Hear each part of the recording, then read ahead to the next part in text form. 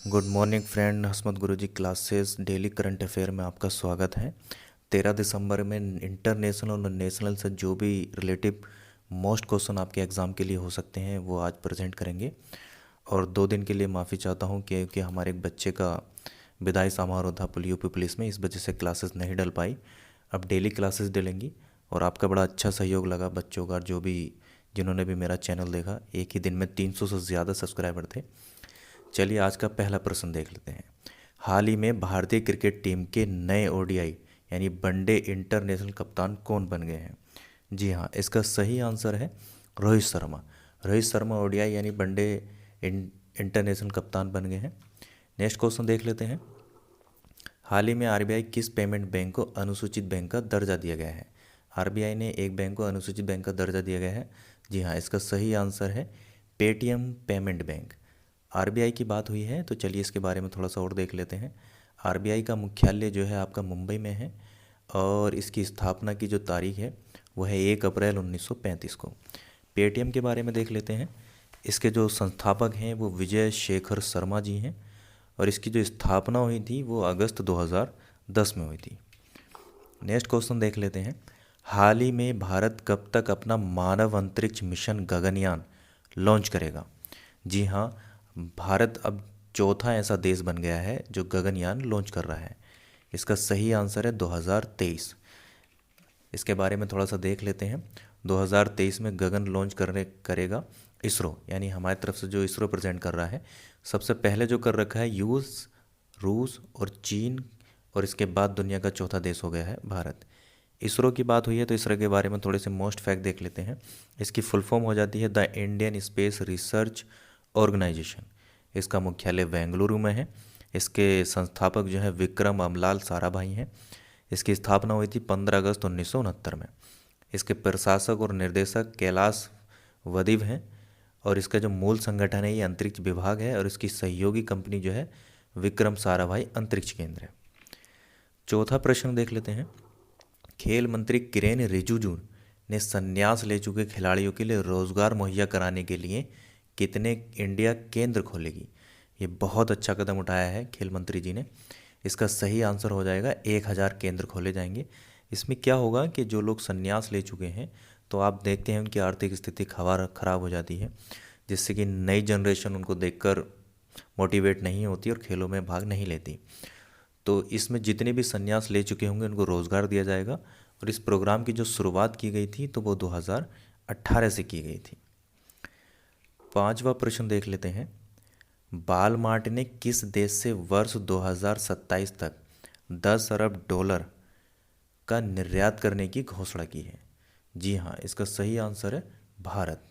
Walmart क्या है कि एक अमेरिकी पब्लिक कॉरपोरेशन है। इसकी स्थापना 1962 में सैम वाल्टन ने की थी। यह अमेरिका का मैक्सिको का सबसे बड़ा निजी नियोजक है। मैप में भी देख सकते हैं। इसके जो संस्थापक थे वो सैम वाल्टन हैं। इसकी स्थापना जो हुई थी 2 जुलाई 1962 को हुई थी और इसका मुख्यालय जो है वॉटन विले अरंकसस संयुक्त राज्य अमेरिका में है। छठा प्रश्न देखते हैं आज के करंट अफेयर का। किस राज्य में देश का दूसरा वर्ल्ड क्लास रेलवे स्टेशन बन गया है? बहुत मोस्ट क्वेश्चन है। तो इसका सही आंसर है राजस्थान। लेकिन पहला कब बना वो भी देखिएगा। जो पहला भारत का वर्ल्ड क्लास रेलवे स्टेशन बना है वो मध्य भारत में यानी मध्य प्रदेश में रानी कमलापति रेलवे स्टेशन बना है ये। और जो दूसरा बन गया है वो राजस्थान के जयपुर में गांधीनगर रेलवे स्टेशन 2023 तक तैयार हो जाएगा। राजस्थान की बात हुई है तो इसकी राजधानी देख लेते हैं। इसकी राजधानी है जयपुर।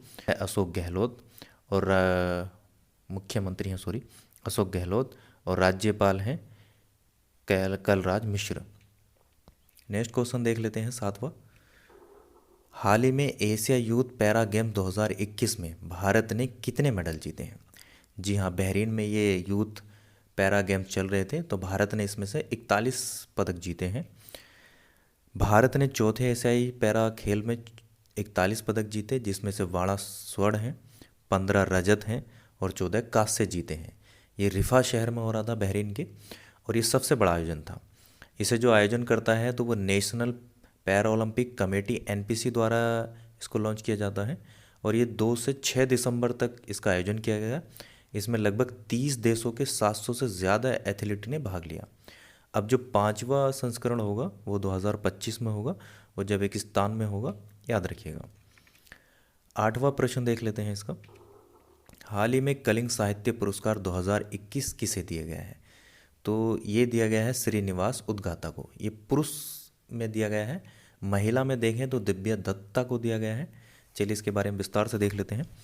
कलिंग साहित्य पुरस्कार श्रीनिवास उद्गत कलिंग अंतर्राष्ट्रीय साहित्य पुरस्कार अंग्रेजी और हिंदी भाषा में अरुण कमली को दिया गया, और कलिंग साहित्य पुरस्कार महिला में दिव्या दत्ता को दिया गया, और कलिंग साहित्य युवा पुरस्कार जो अरुणाचल प्रदेश के तारो सिंधिक को दिया गया। यह उत्सव देखा जाए तो 2014 में ओडिशा भाषा में साहित्य और संस्कृति को बढ़ावा देने के उद्देश्य से शुरू किया गया है। महोत्सव की स्थापना जो थी पत्रकार लेखक रश्मि रंजन परिंदा ने की थी। इसके चित्र भी देख लेते हैं। 2021 का ये 10 से 12 दिसंबर तक चला था। नेक्स्ट क्वेश्चन देखिएगा। हाल ही में भारतीय टीम के किस सदस्य को यूपी सरकार ने पुलिस में विशेष कार्य अधिकारी के पद पर नियुक्त किया है? जी हाँ, ये हॉकी के खिलाड़ी हैं। सही आंसर हो जाएगा ललित कुमार उपाध्याय जी को विशेष कार्य अधिकारी के पद पर नियुक्त किया गया है। इसके बारे में देख लेते हैं। यूपी सरकार ने ललित कुमार उपाध्याय को पुलिस विभाग में विशेष कार्य अधिकारी के पद पर नियुक्त किया है। इन्हें खेलों के सर्वोच्च सम्मान अर्जुन पुरस्कार से सम्मानित किया गया था। अर्जुन पुरस्कार के बारे में देख लेते हैं कि अर्जुन पुरस्कार खिलाड़ियों को दिए जाने वाला एक पुरस्कार है जो भारत सरकार द्वारा खेलों के क्षेत्र में उत्कृष्ट प्रदर्शन के लिए दिया जाता है। इस पुरस्कार की जो शुरुआत हुई थी 1961 में हुई थी। इस पुरस्कार में 15 लाख रुपए और अर्जुन कांस्य की प्रतिमा और एक प्रशस्ति पत्र दिया जाता है। जी हाँ, ये है आपके ललित कुमार उपाध्याय जी हैं।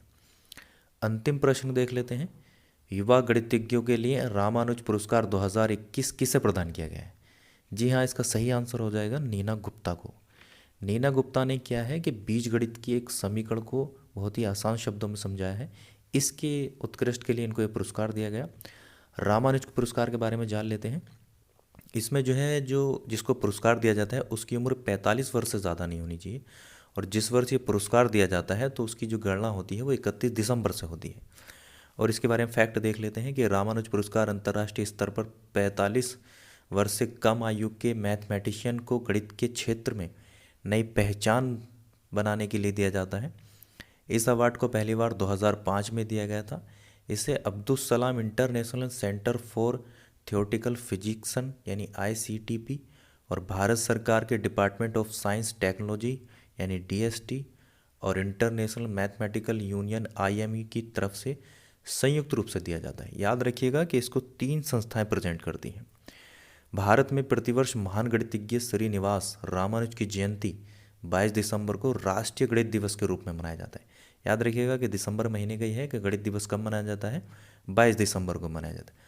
रामानुज जी का चित्र देख सकते हैं कि 22 दिसंबर को 1887 में मद्रास में इनका जन्म हुआ था, लेकिन किसी बीमारी के कारण ही इनकी जल्दी ही मृत्यु हो गई। 26 अप्रैल 1920 को इनकी मृत्यु हो गई। Thank you friend.